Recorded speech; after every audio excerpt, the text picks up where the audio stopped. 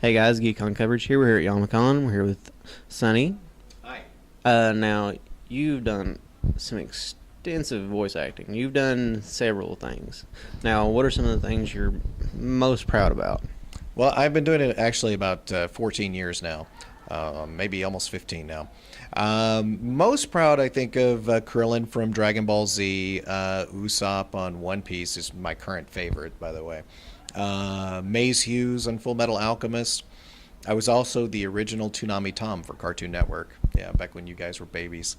Yeah. Oh no! I remember that instinctively. How old are you now? I am 31. Everybody at home, please disregard that. So you were a teenager when Yeah. So I fully know. I've been told that Toonami was responsible for a lot of truancy. People were trying to get out of class early so they get home to watch it. The cameraman's going, me! Yeah. I was one of them. Yeah, we all loved our Toonami when we were younger. Yeah.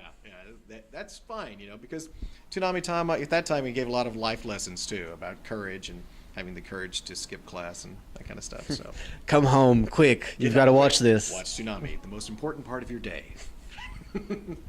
Now, what was like was Krillin your main role that you got started in voice acting, or is it something different? Yeah, I did a lot of theater in Dallas Fort Worth area, and I was a theater major in college. And Funimation moved to Texas and had open auditions for Dragon Ball Z.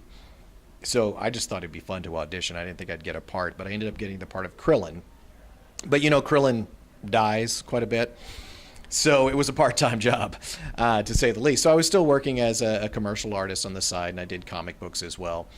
And then Cartoon Network liked what I did with Krillin and asked me to audition for Toonami Tom.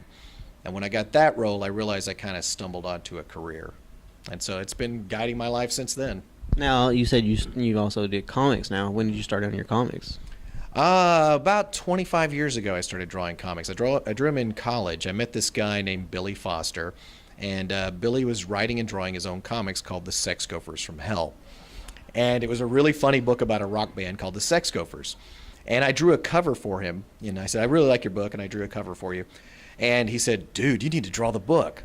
Well, I'd never drawn a comic book. I'd drawn some comic strips for my school newspaper, but that was never actually tried to do a full book. So I drew the book. And we started getting becoming like local celebrities. People were like, "You're the Sex Gopher guys," and they would buy us drinks and stuff like that. So it was really kind of fun. And then we got our first published story. It was called The Atomic Punk. And when that got published, I just dropped out of school. I said, "Forget it. I'm going to focus on comics." And I did that for about 10 years. And the publishers kept getting bigger and bigger and bigger. And then I started getting that acting bug. Started doing theater again, and that's when Funimation came in. So the careers were going at the same time. Now, personally, I've always enjoyed most of everything I've ever seen, like, with you voice acting. Now, but are you working on anything for yourself right now?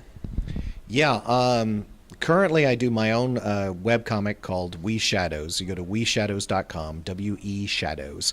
And I'm also working as a colorist for Dark Horse Comics.